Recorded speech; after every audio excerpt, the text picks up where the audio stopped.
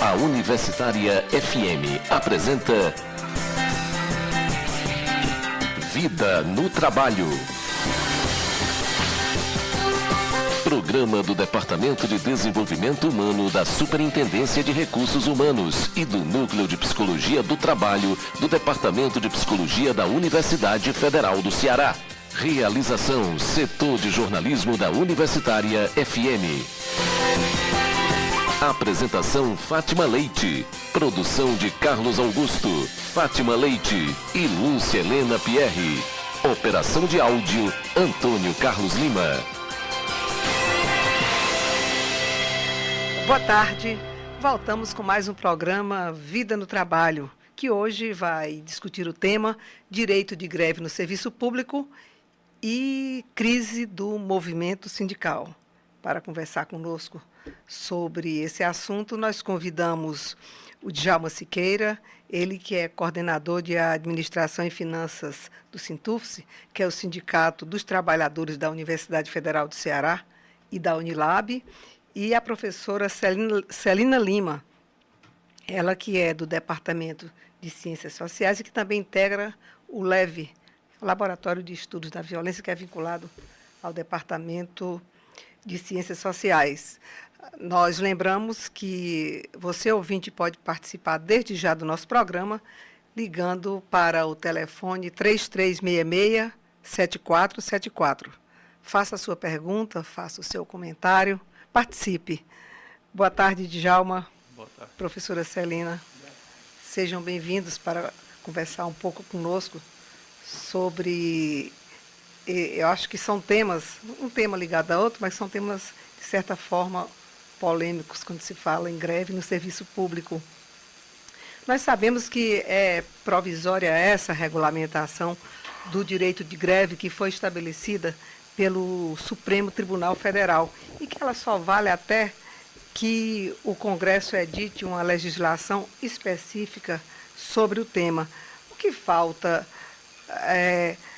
para que a greve no serviço público ela seja regulamentada? É um direito estabelecido na Constituição de 88, mas que até agora não foi regulamentado. Djalma. Por favor, eu queria primeiro as senhoras, professora, você tem interesse, assim? Bom, pode ser, vamos lá. Obrigado. Talvez o Djalma até possa explanar bem melhor do que eu sobre esse tema, mas o que falta, na verdade, a lei já está para ser regulamentada e eu acho que agora está faltando uma maior organização nossa, né, enquanto sindicalizados, para que possamos pressionar o Congresso, porque parece que as leis que, quando se referem ao serviço público, principalmente um direito como esse de greve, que é um direito que nos é garantido constitucionalmente, mas, infelizmente, na prática, as pessoas não querem aceitar a greve porque os serviços vão sendo públicos, né, que é um direito de todos, o serviço é público, nós estamos aqui para servir ao cidadão, mas lá no Congresso, eles querem barrar, porque toda vez que a greve no serviço público, eu agora vou me referir ao Serviço Público Federal, que é onde trabalho, há uma greve no Serviço Público Federal, a mídia, ela vem toda discutir a falta do atendimento e tentar mostrar uma imagem de um trabalhador que não trabalha, o que nós sabemos que isso não é verdade. Portanto, termina havendo um certo, vamos dizer assim, bem aspiado, apoio da população, assim, tem projetos mais importantes para serem votados do que este, então acho que falta nossa pressão agora. Nós temos o direito de greve, sim. Ok. 24 anos, né, depois da Constituição, e ainda não temos a regulamentação. Qual a sua opinião, Djalma? Então, assim, seria interessante de realizar aqui um resgate das nossas constituições, que são em número de 8, né? A primeira é a monarca, em 1825, aí 1891, a primeira republicana, e 1934, eu acho. E essas três, ela não trata seu conteúdo, questões de greve. Aí veio para 37, já na era Vargas aí, né, que ela considerou a greve como um crime. A gente rola para 46. A de 46, ela tira essa questão que a greve é um crime e ela também impõe algumas restrições ao número de grevistas e uma série de outras restrições. Aí a gente vem para as duas do período militar, que é de 67 e 69, e essa não mudou em nada, deixou o mesmo padrão da de 46.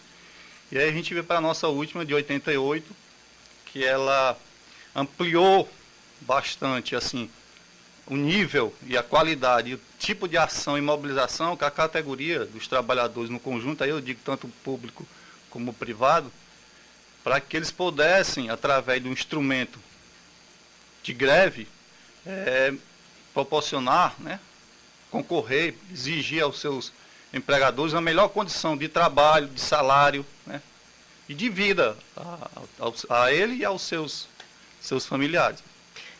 Não, pois não, professora. Dar mais uma palavrinha, Fábio? Assim, eu queria lembrar que, além de termos um direito estabelecido, né, legalmente, mas assim, nosso movimento, quando a gente fala em movimento sindical, principalmente no campo da docência, né, até os anos 70, logo depois de ditadura, aquela história toda, nós tínhamos o quê? Coisas muito pontuais, né?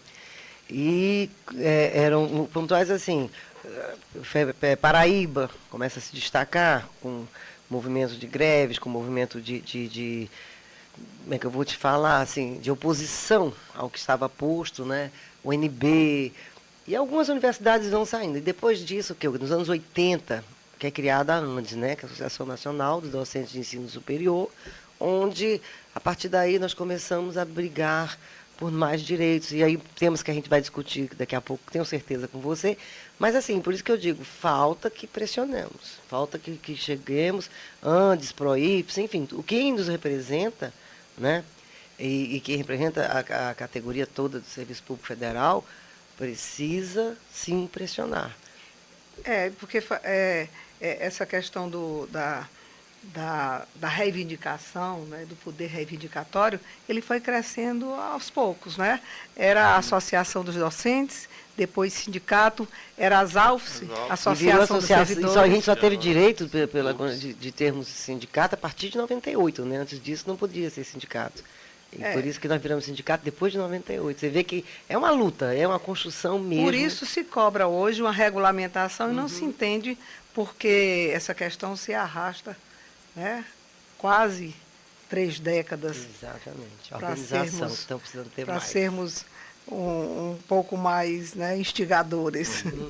A greve, especialmente no serviço público, ela deve garantir um mínimo, né, de atividades em funcionamento.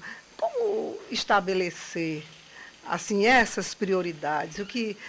Acho que até os sindicatos devem discutir o que é prioritário no momento de um movimento paredista dentro do serviço público, Djalma. O que a gente considera são atividades em que deixam põe em risco a vida, né?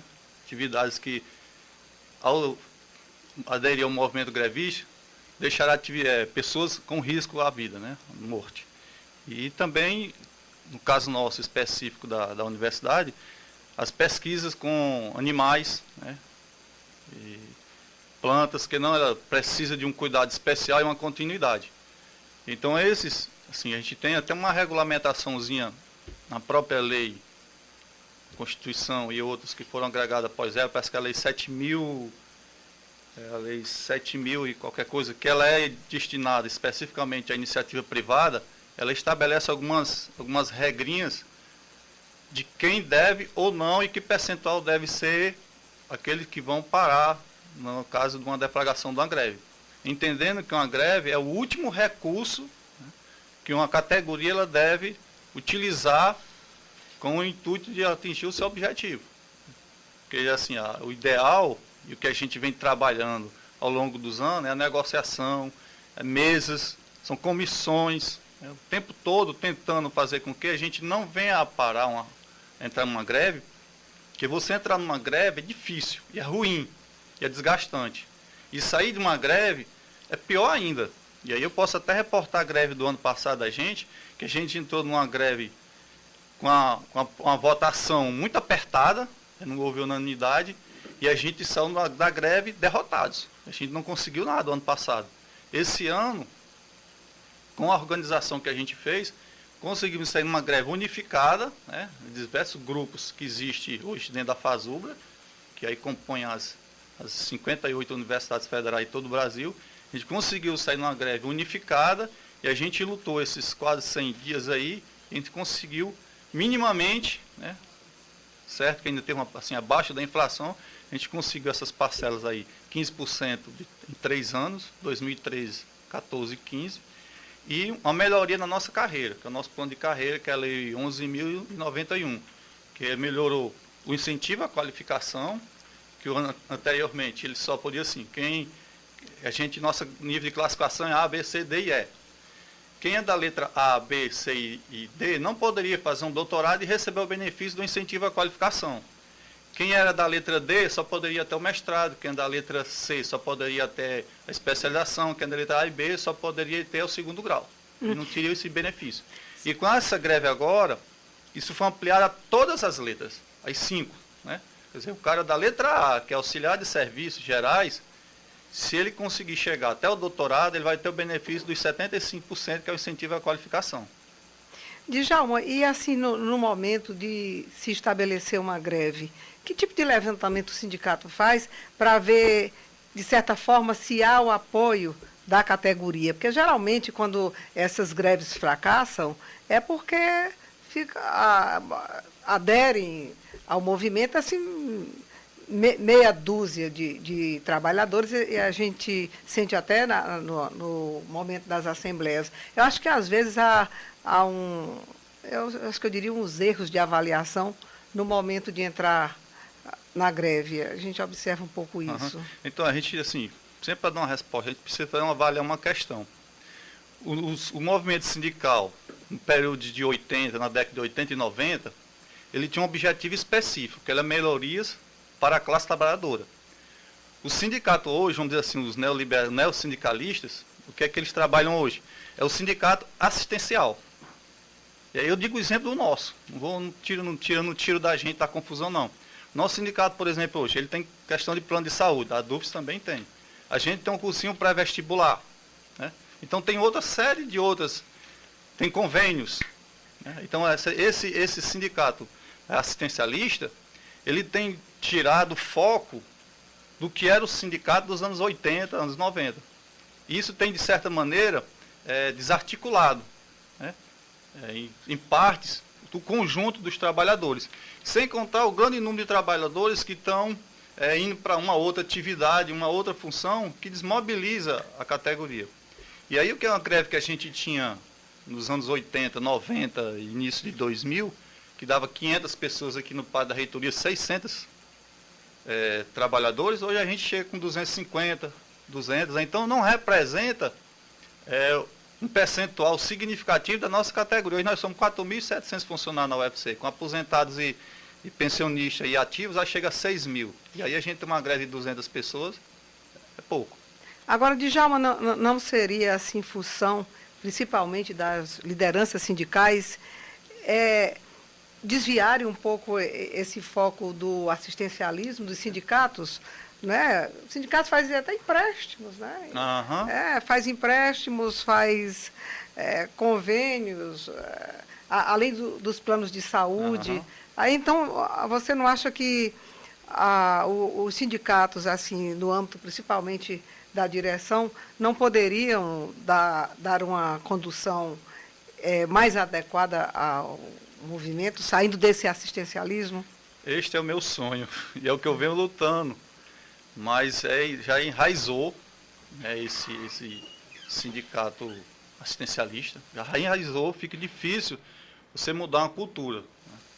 Eu estou assim, no movimento aqui do sindicato, eu estou desde 2002, assim, mais militante, mais ativo. Né? Eu participava, vinha numa assembleia e tudo, mas eu não era como nesse período que estou agora. Não era atuante, né? Não era assim, né? Mesmo porque na época, até 2002, existia cargo de chefia. De chefia aí existe um acordo de bastidor que quem tem cargo de chefia não participa de movimento sindical, né? É assim meio complicado essa Porque, questão. de certa forma representa a direção, né? Diz que a direção, aí a chapa branca não pode e tal, e fica aquela confusão de pelega e vem esses textos mais aí. Professora, Então é isso. não. Ah, tá. Não, eu não. Professora Celina. Fátima, não vou entrar no mérito da discussão do Sintufse, que o Djalma está colocando, ele coloca a experiência, né, o conhecimento que ele tem acerca do Sintufse. Eu só queria lembrar assim, eu acho que o movimento sindical, de forma geral, realmente ele vem passando por uma crise, né, sindical. E eu digo, essa crise começa no Fernando Henrique, sabe? Quando eu digo que ele consegue quebrar a espinha dorsal do sindicalismo brasileiro. Mas se não fosse a resistência... Essa crise tem a ver com o neoliberalismo, exatamente, né? Com toda certeza. Mas se não fosse o movimento de resistência, que a gente tem greves históricas nesse período, e movimento mesmo, não só a greve, mas o movimento de resistência do nosso servidor público, trabalhador público, nós estaríamos hoje privatizados, com toda certeza, né? Então a gente conseguiu isso. Agora, acho assim, eu só queria fazer só uma pequena emenda aqui, no sentido assim, quando plano de saúde, né? Eu não estou defendendo a DUFS, tá? Tenho até críticas à DUFS, mas no sentido de que ela não nos dá plano de saúde, como eu acho que o Sintufs também não, apenas você vai lá e pode se inscrever, né? Então tem uma redução, sentido, não é... Há um convênio da própria entidade com os planos. Isso.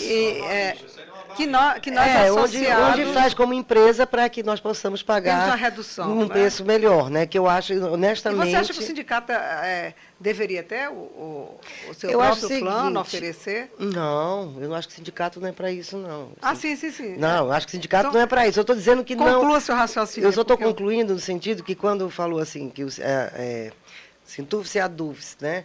Com planos, não falou que era convênio com a empresa. Então, fica parecendo para o nosso público entendi. Que nós vamos lá e que a gente tem um plano do Sintufs ou da DUFS. Nós não temos. Eu acho que nós deveríamos ter, sim, um serviço de saúde gratuito para todo cidadão brasileiro. Não precisa. Eu sou muito contra a gente ser obrigado, hoje em dia, a pagar plano de saúde, porque nós temos que nos mobilizarmos para que nós tenhamos escola e saúde para todos, como manda a Constituição, como é um direito nosso. E eu acho que são esses direitos que, às vezes, eles são feridos durante as greves, né? Aí a gente fica pensando como conciliar as necessidades inadiáveis da população, imediatas, com um movimento paredista que paralisa, às vezes, um setor de saúde. O setor de saúde, que quando ele funciona normalmente, ele já é deficiente, e se vê aqui em Fortaleza, hospitais públicos, com os corredores cheios de maca. Aí, então, se faz uma triagem. Não é? Se já não funciona, normalmente, como você vai implantar numa estrutura caótica dessa, uma triagem e ver quem é que está pior, se normalmente já os corredores estão abarrotados, né? Acho que seria a questão de se perguntar, né? Onde termina o direito de greve e onde começa o direito do cidadão. Professora Celina. Eu faço uma análise inversa sua. Você mesma diz que, normalmente, os corredores estão lotados de pessoas e são mal atendidas de forma bastante precária. Quando o trabalhador, né, ele vai para a greve, o próprio Djalma nos colocou aqui no início, como último recurso, né? Se você observar, nós não entramos na greve como a primeira opção, porque uma greve, ela desgasta muito. E ela traz, assim, essa conotação que eu disse inicialmente. Não querem trabalhar, querem viver de greve. Não é verdade. A greve não é sempre por salário. Não é isso que eu estou colocando. Como conciliar, né, professora? Não, eu estou tentando chegar lá. Eu estou só fazendo aqui eu digo que estou reverso o seguinte. A greve é o último recurso. Pessoas que vivem, vamos dizer, os trabalhadores da saúde, onde eles estão, todos os dias, eles têm que aplicar um número X de medicamentos, eles precisam de um número X de leitos e de profissionais ali para trabalhar, e não tem. Chega uma hora que o seu trabalho vai ficando, você adoece, a gente observa claramente essa precarização do trabalho, né, e o mau atendimento ao público. As bandeiras de greve, você pode buscar em toda a nossa história de movimento, né, até do trabalhador brasileiro, elas não estão se restringindo apenas à questão de salário. Nós mesmos estamos brigando por uma universidade pública, uma universidade gratuita, nós estamos brigando por escola, por saúde, enfim. Nós estamos com as nossas bandeiras, elas são bandeiras que elas vão trazer melhoria para a população. Então, quando o trabalhador da saúde, porque nós estamos citando o caso, ele é porque não tem mais condições de continuar. E é a forma, que é uma forma, vamos dizer, cruel até certo ponto, de dizer, chega, basta, olhem para o nosso trabalho, olhem para a saúde aqui. Por quê? Porque se você, e é isso que eu acho que é importante, eu acho que uma coisa que quando você começa a organização de uma greve, você tem que trazer a sociedade para conhecer, para compreender, para que traga o apoio, porque com o apoio da sociedade, a mudança vem. Porque não é para que a gente tenha mais nenhum corredor lotado, mas a gente não precisa nem sair daqui, nós não precisamos de verificar, não.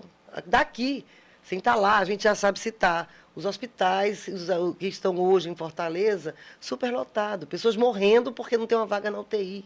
Quer dizer, isso vem se arrastando. São as nossas políticas públicas que não funcionam. Não existe essa transparência, não existe o controle. Aí, quando vem a greve, a imprensa joga a população assim, pronto, já estava ruim, agora o pessoal resolveu parar. Agora é o caos. Não, existe uma regulamentação do mínimo para atendimento. Fátima, eu acho que tanto você quanto eu, quanto o Djalma e todos que estão nos ouvindo, eu acho que a primeira coisa, toda vez que um trabalhador da saúde entra em greve, a imprensa vai lá e começa a mostrar pessoas que dizem assim, eu vim para ser atendida, a gente chorando, gritando, não sei o quê, e os médicos não querem me atender porque estou em greve.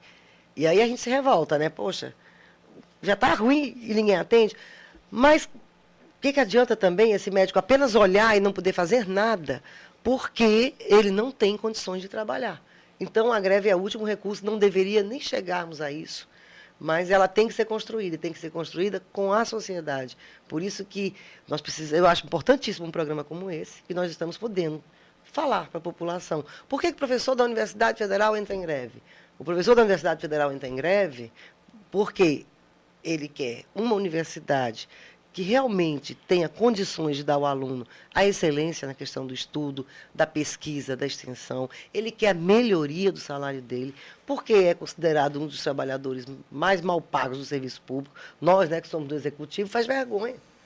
Você vê o judiciário, não dá para comparar os nossos salários.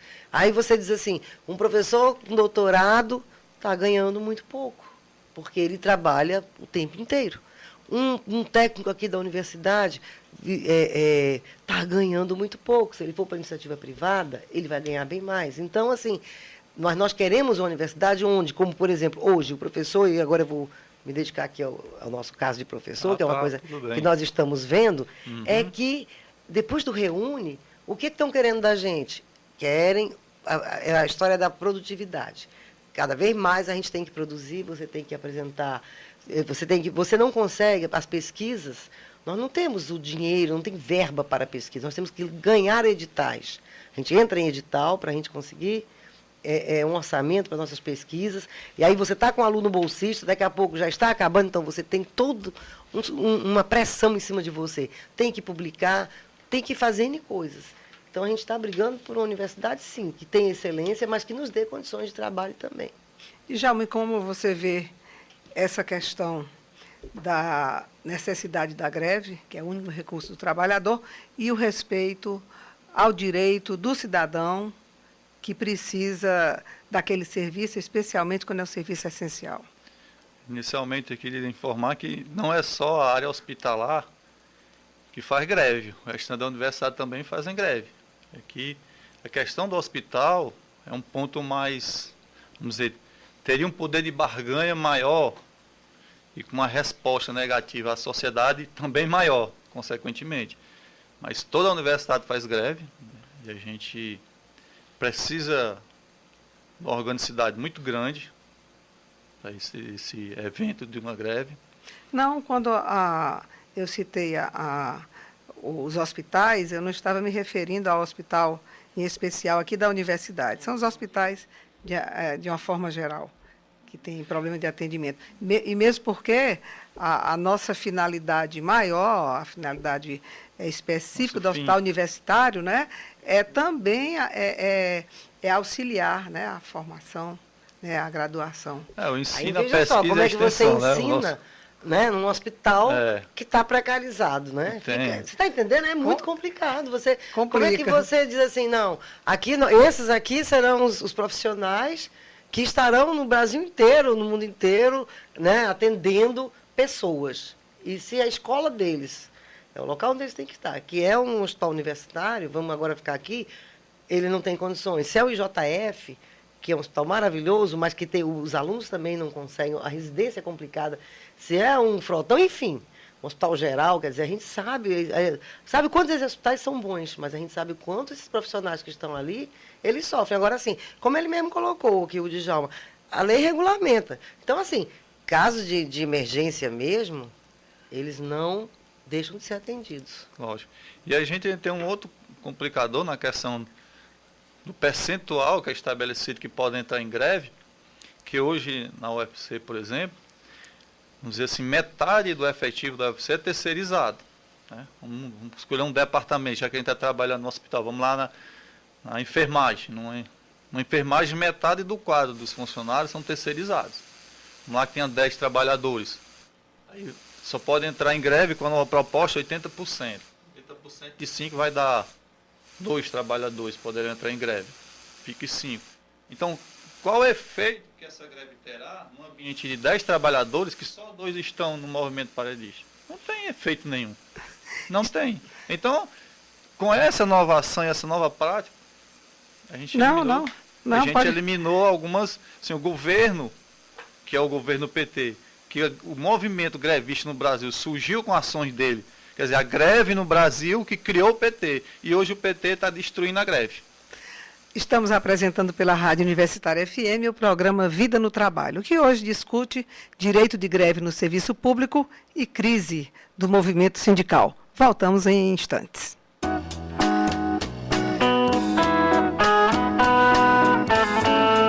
ZYC 407, Rádio Universitária FM 107,9 MHz, emissora da Fundação Cearense de Pesquisa e Cultura, Universidade Federal do Ceará.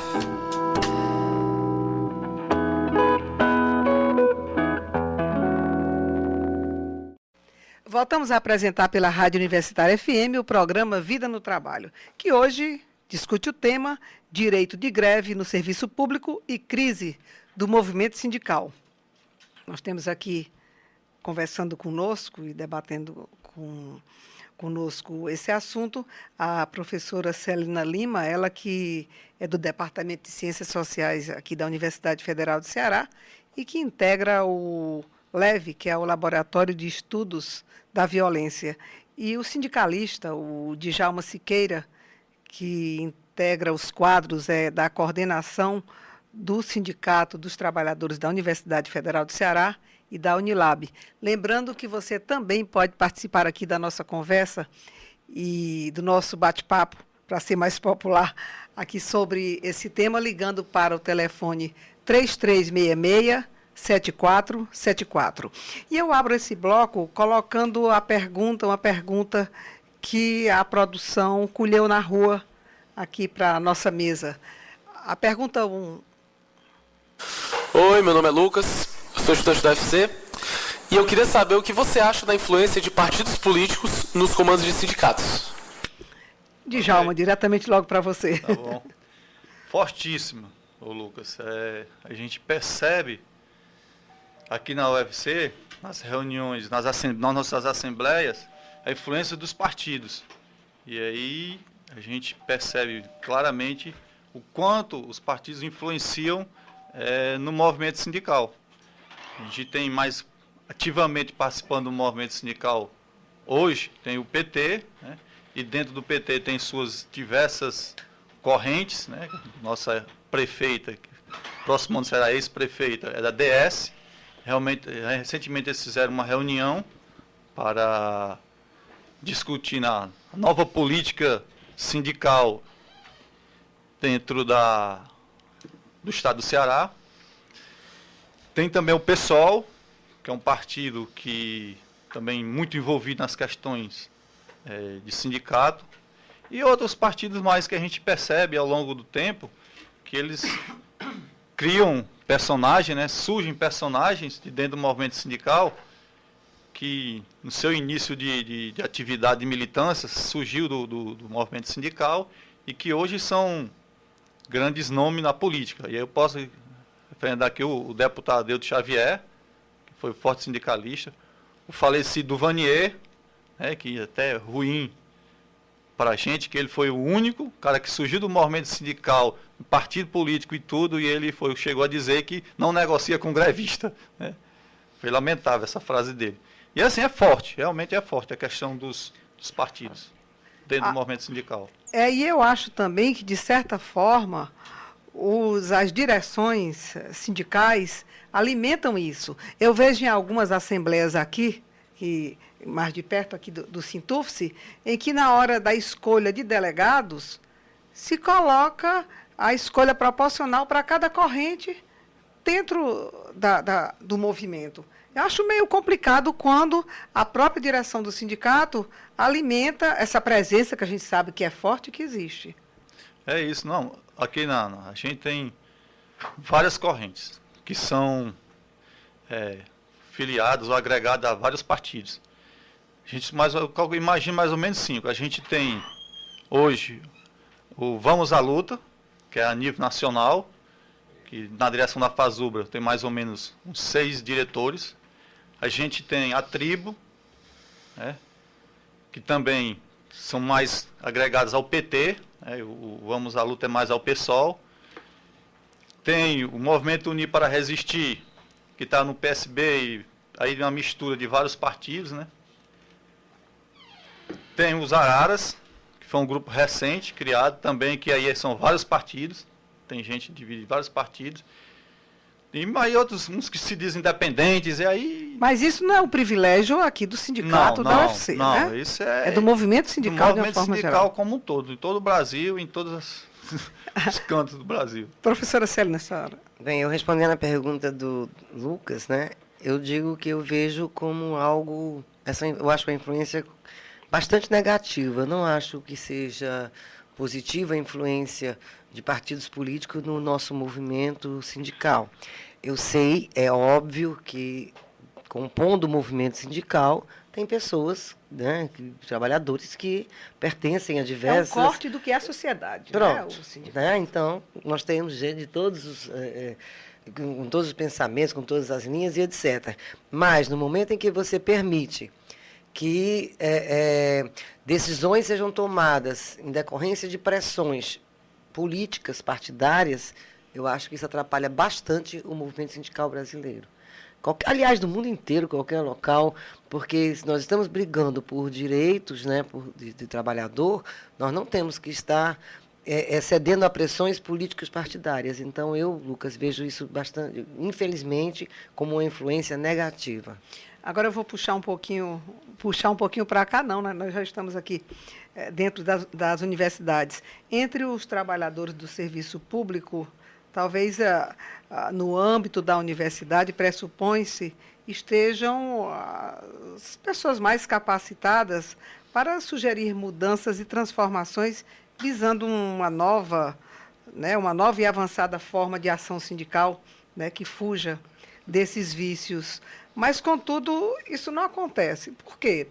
A gente não vê, assim, no âmbito do serviço público, aqui da Universidade Federal do Ceará, em particular, debates que proponham mudanças nessa estrutura viciada. Djalma, o que você acha? Olha, a gente precisa fazer assim, a mania de historiador. Apesar de ser formado em história, eu não me ligo muito Mas aí a gente já cria a cultura da graduação, a gente puxa logo pelo passado para poder chegar a um ponto. A gente tem que lembrar que quando o PT assumiu o governo em 2002, a primeira coisa que o ex-presidente fez foi puxar para o seu lado, militantes, né, ativos e ferrenhos dos sindicatos. E aí ele conseguiu jogar em cargos de confiança uma média de 10 mil sindicalistas. que seriam as lideranças, vamos dizer assim, as cabeças pensantes do movimento sindical. E esse governo atual, mais 5 mil. É uma forma de neutralizar, Djalma? É isso que eu estou querendo que você entenda. E aí, com isso, o que se faz? Assim, usando a grosso modo, se você quer matar uma cobra, você bate logo na cabeça. E aí foi o que ele fez. Ele eliminou os cabeças, né, pela vantagem de melhores salários, melhores condições de vida, e convenceu. E aí esses 15 mil militantes se afastaram do movimento sindical, foram defender as ideias do PT e do governo, e aí a gente, até me reportei há poucos instantes, que eu comecei a entrar no movimento mesmo em 2002, foi justamente quando aqueles começaram a sair, que a gente começou, eu e outros, a gente começou a perceber que o movimento não tinha um norte, um rumo para se trabalhar, que a gente começou a chegar e a trabalhar essas ideias e tentar mudá-las, né, para dar uma nova visão. E com isso, a gente que não tinha uma experiência vivida no movimento sindical sofreu muito. Foi preciso muita leitura, muito estudo, né? E aí a gente chegava com a ideia na lei, no estudo e tudo, e vinha um grupo que tinha maioria e que iria implantar a sua ideia, vamos dizer assim, a trator mesmo, passar por cima. E como tinha maioria, infelizmente, no movimento sindical, quem demanda, quem dá o norte, quem dá a direção é a maioria, né? Até eu cito algumas vezes assim, relembrando o texto bíblico, que quando Pôncio Pilatos, num dia de comemoração, ele apresentou à população Cristo e Barrabás, e dizendo assim, vocês têm que escolher a quem eu devo soltar, Cristo ou Barrabás. E a maioria, né, optou por Barrabás e a Cristo. E o Pôncio Pilatos, entendendo que estava errada a questão, mas omisso, ele simplesmente lavou as mãos no sangue do inocente. E assim a gente vê no movimento sindical. Não quer dizer que a maioria representa o correto, o exato. E a gente passa por essa experiência continuamente. E um grupo, eu e outros, a gente trabalhou e a gente fez estudo sobre essas questões, né? E a gente já tem aquele trabalho feito, mas só que por enquanto nós ainda somos minoria. E a gente tem sido atropelado nesses pontos. E quando o governo começa a trazer, né, os líderes de movimentos, na verdade é uma cooptação, né? Vai cooptando essas pessoas para defender suas ideias e abafar. Por isso que eu continuo dizendo, essa influência ela é bastante negativa dentro dos sindicatos e se tivéssemos mais organização, se tivéssemos um conhecimento, isso estou falando de forma geral, né, político mais aprofundado, certamente muita coisa que estamos vendo hoje, né, não estaríamos. E se fala muito hoje, né, e se constata, os estudiosos, de que existe uma crise no sindicalismo brasileiro. Qual o perfil dessa crise? O que caracteriza, né, o que se conceitua como essa crise do movimento sindical? Estaria dentro... Esse dado que o Djalma colocou é um dado mais novo, já agora, já da era Lula, mas já é uma crise anterior constatada no movimento sindical. Bom, assim, a questão da crise do movimento sindical, ela passa por alguns planos. E eu posso dizer aqui, plano econômico. O que caracterizou uma crise do movimento sindical no plano econômico? E a gente, observando o espaço, a gente percebe o seguinte, que alguns trabalhadores da iniciativa privada saíram das grandes empresas, montaram seu pequeno negócio. E aí a categoria diminuiu, não tem mais o poder de barganha que tinha de 5 mil, 10 mil trabalhadores, que são agora de mil, e não tem esse poder de barganha. E aí a gente vem para o plano social. O que foi que se deu no plano social? Aí a gente vê a heterogeneidade das camadas assalariadas, de salário de todo tipo. A gente vê salário mínimo que um trabalhador que executa atividades X e, vamos dizer, um grande empresa, um grande executivo lá em cima. Então, quem é que tem interesse em fazer a greve? Quem tem interesse em melhorias salariais? É o pequeno salário. E aí vem outros, vem um plano político, um plano ideológico, e a gente vem até questões do sindical, né? Então, assim, não é só uma razão específica que tem proporcionado vamos dizer assim, a fragilidade do movimento sindical. São diversas ações que conjuntamente está trazendo a isso. E recentemente eu falei também a questão do sindicato assistencial, que esse é o grande, eu acho que é o grande nó. Eu acho que os ventos que nós estamos vivendo, né, esse vento dessa era, alguns dizem pós-modernista, né, são ventos que eles terminam influenciando também uma política econômica como essa que nós vivemos. Fernando Henrique, eu até referi no início, né, ele quebra a espinha do movimento sindical com a questão de não podermos fazer greve, ele quebra com essa terceirização que começa, as privatizações, enfim, vai desordenando tudo, que a gente chega ao ponto da gente estar olhando os trabalhadores no ABC paulista, que eram, historicamente, né, sempre puxaram movimentos fortíssimos no Brasil. Esses trabalhadores eles estão negociando a manutenção do emprego. Né? De repente, você vê coisas que você nunca imaginou. Manter o emprego, discutindo com o patrão, não a sua melhoria de salário, mas verificando como manter. Por quê? Porque você vem com a globalização, enfim, são diversos fatores que vão influenciando. E tudo, não posso mais falar não, está na hora do tempo. Não pode, né? Não. Tudo isso aliado, Fátima, ao fato de que, dentro do movimento sindical, essas diversas correntes, entrada de partidos políticos mesmo, fazem com que o trabalhador ele não esteja mais se entendendo como um trabalhador, como uma mesma categoria. E aí você vê dissidências. Ele mesmo acabou de colocar só aqui no Sintufes 5 correntes, quer dizer. Então você fica, né, olhando na DUFES, nós vemos também, pelo menos assim, agora nessa última greve, isso ficou bastante visível, né, uma cisão entre professores que apoiavam a ANDES e professores que apoiavam o PROIPS. Uma cisão partidária, professora? Uma cisão partidária, sim, e que trouxe consequências graves, né, para o nosso movimento, porque verificamos, né, no período de greve, mesmo pós-greve, coisas que eu tenho quase 30 anos de universidade, já participei de diversas greves dentro dessa universidade. Nós verificamos, pela primeira vez eu verifiquei isso, eu acho que todo o conjunto, um conflito entre os jovens, né, como ficou, tentaram jogar isso também, agora tem um conflito entre os jovens e os antigos. Não é isso, mas assim, não eram mais professores brigando pela carreira, mas sim os professores antigos tentando manter uma assinatura de um acordo, né, que terminava privilegiando mais do que os professores que estavam chegando, e isso trazia dos corredores, dos departamentos, as pessoas deixando de se falar, as pessoas discutindo, quer dizer, isso quebra o movimento. Você está entendendo? Então, assim, daqui a pouco a gente continua, mas é por aí. Nós temos mais uma pergunta do público. Oi, meu nome é Eveline, eu sou estudante de psicologia e eu gostaria de saber qual a opinião que você tem a respeito da criminalização que os movimentos de greve sofrem da mídia. O Djalma até se referiu no início a essa questão, a presença da mídia no momento das greves, especialmente em relação ao serviço público. Você podia... Não, foi ele. Não sei, eu falei também, porque a mídia eu acho que o... Não, fala lá, Djalma. Começa aí pelo Djalma. Olha, assim, nas nossas atividades de greve ao longo dos anos, que a grande decepção nossa dos militantes em sindicatos foi nesse governo que os sindicalistas elegeram ser o primeiro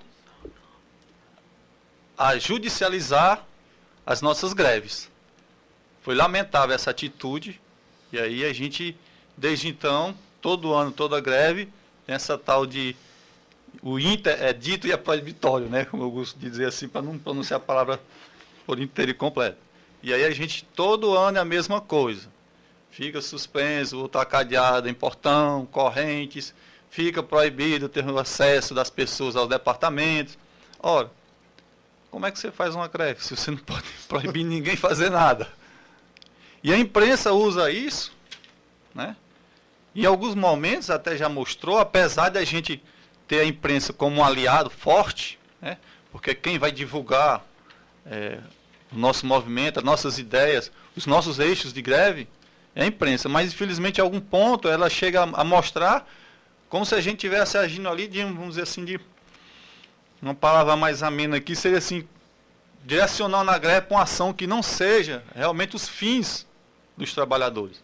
Djalma, até, desculpa aí, Fátima, agora eu vou conversar com o Djalma aqui. Com certeza. Até uma coisa que a gente observa, né, através da mídia, é que normalmente nós começamos uma greve, e eu digo nós, trabalhadores do serviço público, e aqui na UFC, os técnicos e os docentes. Quando a gente começa uma greve, ela não vai muito para a mídia, não, né? Não interessa muito. Não, Agora, não. qualquer coisa que achem que vai chamar atenção, ou seja, um trancamento de portão, alguém pulando em alguma coisa, pulando um muro, seja qualquer coisa no sentido que chame a atenção, vem trazendo a imagem. Sensacionalismo aí, o sensacionalismo chega e uma imagem negativa é repassada para a sociedade, que termina naquela conversa inicial de que, olha aqui, o pessoal está precisando ser atendido, e os alunos dizendo, perdemos a gente ia viajar, eu não posso viajar para o exterior para terminar um curso, porque os professores pararam e eu fui prejudicado, quer dizer, e uma coisa eu tenho certeza que a gente faz aqui na universidade, nós ensinamos os nossos alunos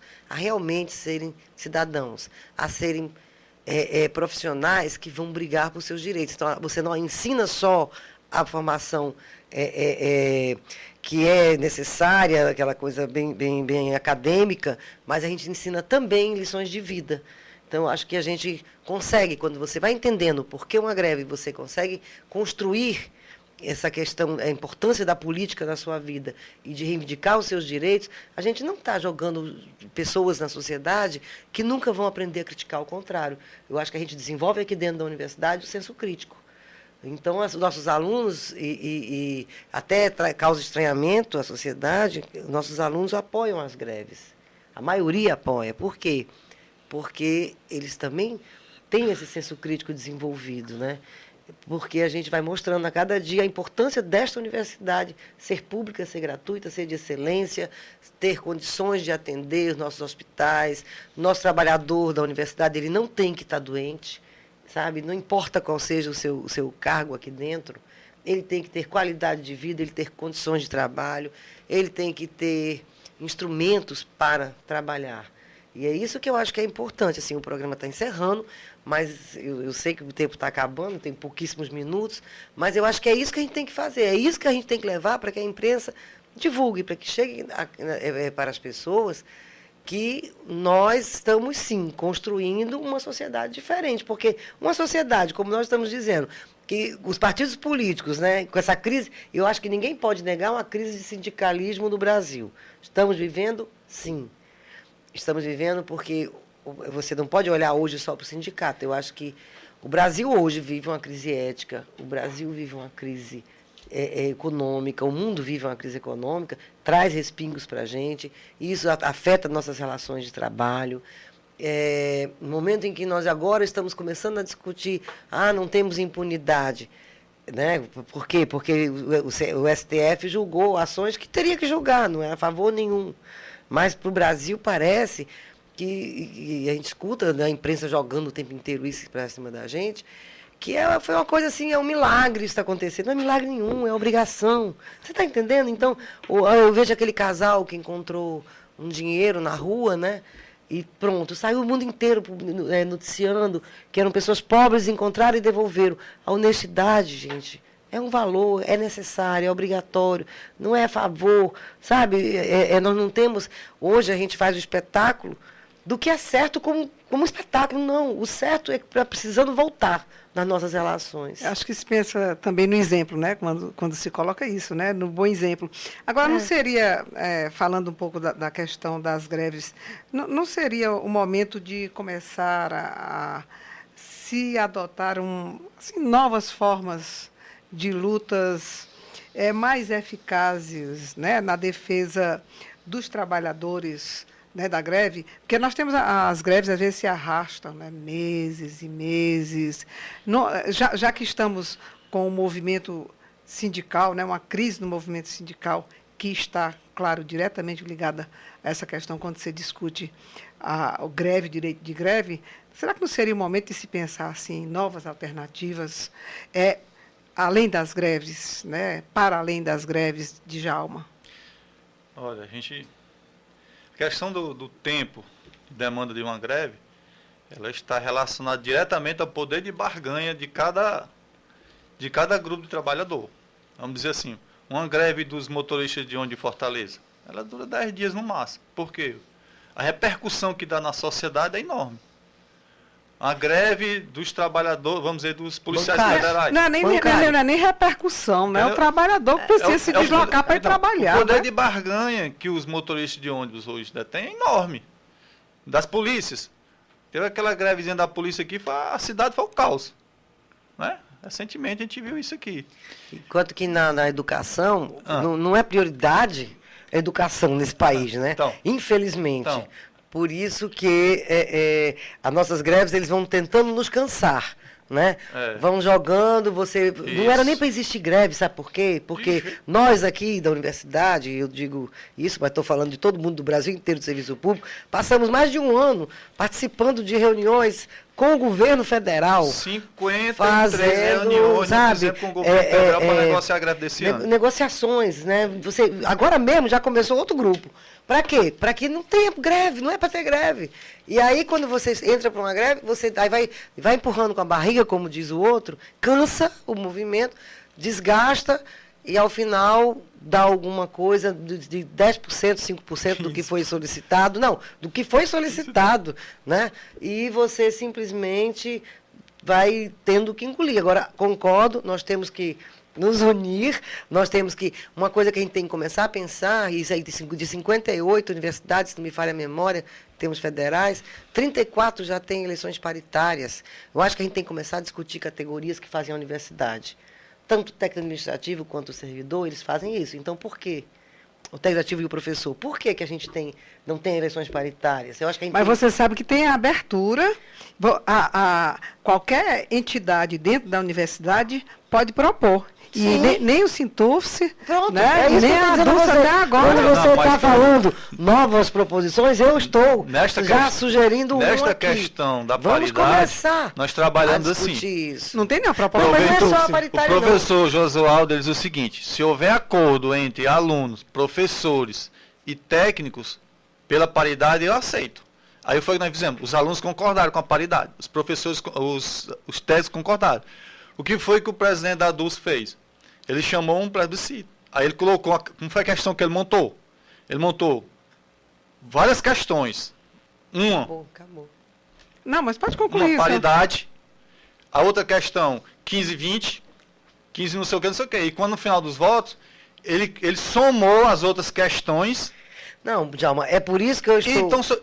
Então, a relação do voto era um voto para paridade e um voto não paridade. Sim, mas eu não estou discutindo. Aquela cédula ali foi horrível, infelizmente. Também eu concordo plenamente. E aí passou por isso que eu estou dizendo a você que a gente precisa... Hoje é 75, 20, 10. Por isso que eu estou dizendo a você que a gente precisa ir além, discutirmos a paridade, nós precisamos conseguir conciliar essas correntes para que a gente pense num bem maior, que é o nosso trabalho, gente. É isso que nós estamos querendo. Pois é isso, nós agradecemos aqui a presença do Djalma Siqueira, do Sintufse, a professora Celina, que é do LEVE, que hoje discutiram conosco aqui no nosso programa o tema direito de greve no serviço público e crise no movimento sindical. O programa Vida no Trabalho volta na próxima terça-feira, às 15h. Uma boa tarde. A Universitária FM apresentou Vida no Trabalho. Programa do Departamento de Desenvolvimento Humano da Superintendência de Recursos Humanos e do Núcleo de Psicologia do Trabalho do Departamento de Psicologia da Universidade Federal do Ceará. Realização: Setor de Jornalismo da Universitária FM. Apresentação: Fátima Leite. Produção de Carlos Augusto, Fátima Leite e Lúcia Helena Pierre. Operação de áudio: Antônio Carlos Lima.